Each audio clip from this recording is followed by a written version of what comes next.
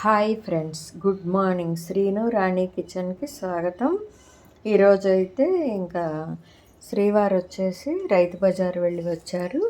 ఇంకా వెళ్తే కనుక మెంతికూర అనేది కంపల్సరీ తీసుకువస్తారు. ఏమేమి తీసుకువచ్చారు అనేది మీతో షేర్ చేసుకుందామని ఈ వీడియో చేస్తున్నాను. ఇదిగోండి ఆకుకూర, పాలకూర, కొత్తిమీర, పుదీనా, కరివేపాకు తీసుకువచ్చారు. అలాగే మెంతి ఆకు, టొమాటో, క్యారెట్ తీసుకువచ్చారు. బ్యాగ్ అనేది నిన్న బరువుకి అది చిరిగింది కదా, ఇదైతే తీసుకుని వెళ్ళారు. ఇంకా ఇవన్నీ సర్దుకోవాలి. మెంతి ఆకు అయితే 10 కట్టలు తీసుకొచ్చారు. ఇంకా పప్పు కూరగాయలు తెచ్చినప్పుడు కంపల్సరీ మెంతి ఆకు తెస్తారు. ఇంకా నేనైతే పప్పు నానబెట్టాను. ఫ్రెష్గా ఉన్నాయి మెంతి ఆకు అనేది. ఇంకా నేను ఈరోజు పప్పులో ఇదే వేస్తున్నాను. ఇంకా టీ తాగటం అయిపోయింది, ఇల్లు బయట అంతా అయిపోయింది కదా. ఇంకా సరే పూజ కూడా చేసేస్తున్నాను. ఇంకా పిండి తీసుకువచ్చాను.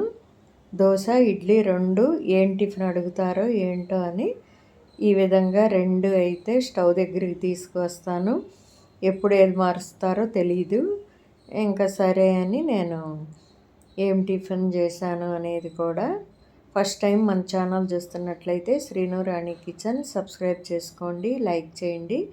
ఈరోజైతే కొబ్బరికాయ కొట్టాను. ఈ విధంగా పువ్వు అయితే వచ్చింది. చాలా హ్యాపీ అనిపిస్తుంది కదా. మీలో ఎంతమందికి హ్యాపీగా ఉంటుంది అనేది కామెంట్ రూపంలో తెలియచేయండి. నాకైతే చాలా హ్యాపీగా ఉంటుంది. ఇంకా ఆ పువ్వు వచ్చేసి శ్రీవారు తినేశారు.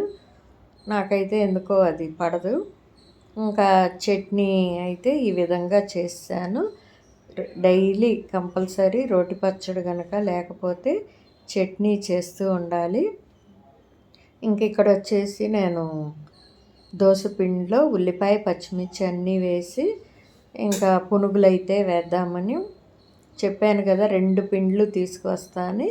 ఒకవైపు ఇడ్లీ అవుతుంది, ఒకవైపు ఆయిల్ బాండ్లు అయితే పెట్టాను. ఇంకా దాంట్లో పునుగులు అయితే వేసేస్తున్నాను చిన్నవిగా. ఉల్లిపాయ, పచ్చిమిర్చి, జీలకర్ర, కొంచెం అల్లం సన్నగా కట్ చేసి ఇంకా మెంతి ఆకు పప్పు అయితే పప్పు నానబెట్టాను.